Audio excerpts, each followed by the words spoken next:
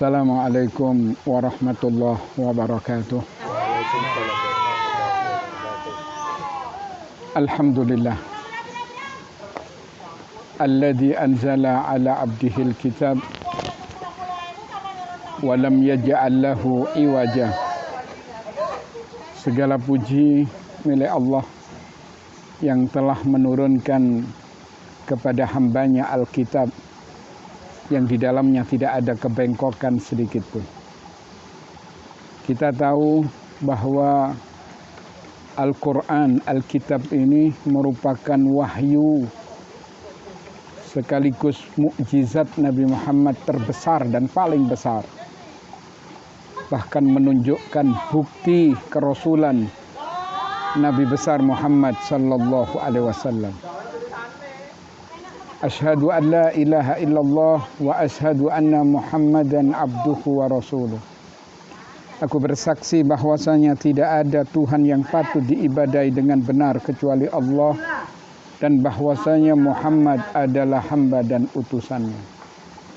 Qala Allah Ta'ala fi kitabihil karim. Allah berfirman di dalam kitabnya yang mulia, la in syakartum la azidannakum wala in kafartum inna adabi lasyadid.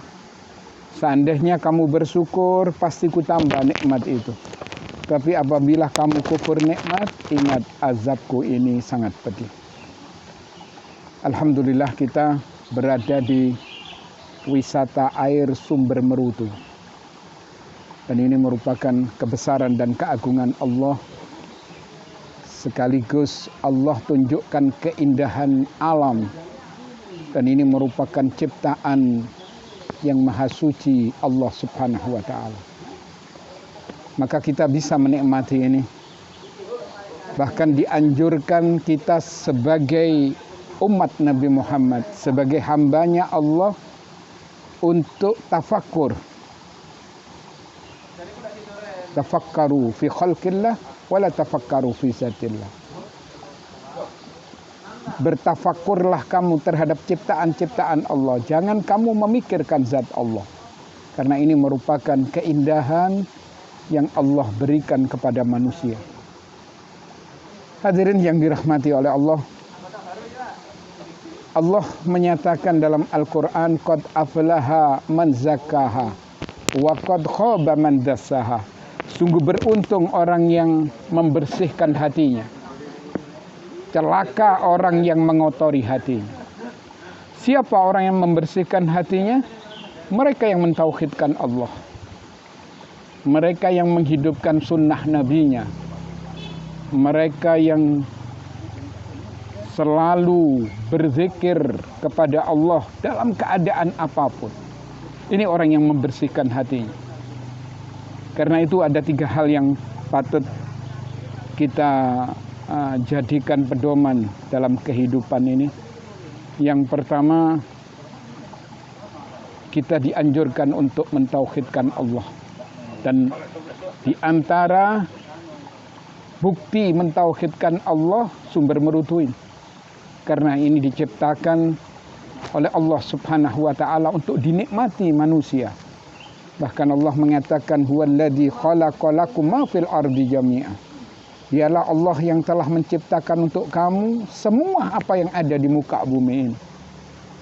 Karena itu, jangan sampai kita menjadikan andad, menjadikan tandingan-tandingan terhadap Allah. Maka apabila kita merenung satu surah di dalam Al-Quran, maka iman kita akan bertambah. Apa itu? Yaitu suratul Ikhlas. Yang ketika Nabi ditanya oleh orang-orang kafir, siflana rabbak, siapakah? Bagaimana sifat Tuhanmu? Maka Nabi terdiam. Allah memberikan jawaban, qul huwallahu ahad, Allahus samad, lam yalid wa lam yulad wa lam yakul lahu kufuwan ahad. Katakan Muhammad, dialah Allah yang tunggal. Allah tempat bergantung seluruh makhluk. Tidak beranak dan tidak diperanakkan, dan tidak ada satupun makhluk yang sama dengan Allah. Begitu kebesaran Allah. Karena itu wajib kita mentauhidkan dan jangan menyekutukan sesuatu dengan Allah. Kemudian yang kedua, untuk membersihkan hati ini dengan menghidupkan sunnah yang sekarang pudar. Hanya sebagian kecil yang melaksanakan sunnah Rasulullah Sallallahu Alaihi Wasallam. Sementara kebanyakan orang mencampur agama ini dengan adat, mencampur agama ini dengan budaya, yang kadang-kadang berseberangan dengan tauhid, berseberangan dengan sunnah Nabi. Padahal sunnah Nabi ini merupakan nikmat terbesar, nikmat yang paling agung, yang Nabi pernah menyatakan kullu ummati yadkhulunal jannah illa man aba. Semua dari umatku ini dipastikan untuk masuk ke dalam surga, kecuali orang yang enggan, orang yang menolak. Maka ketika Nabi ditanya, siapa orang yang menolak?